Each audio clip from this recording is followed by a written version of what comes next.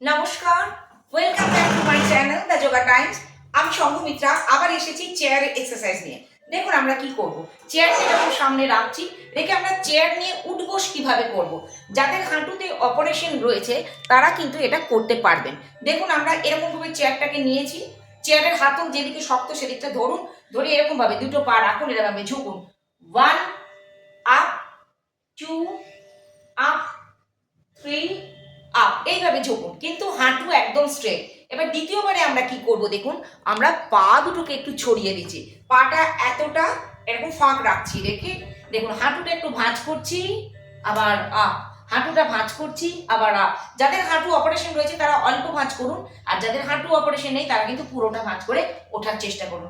এরকম করে up down, up down চেষ্টা করুন এইভাবে করতে। একটু একটু করে করুন, শুধু নামুন ঝুঁকুন। দেখুন আমার ফুল বডি এতটা। এবার পা দুটোকে একদম স্ট্রেট, শরীরটা পিছনে দিয়ে দিন, দিয়ে দেখুন স্ট্রেচ এতটা, এরকম ভাবে চাপ দিন।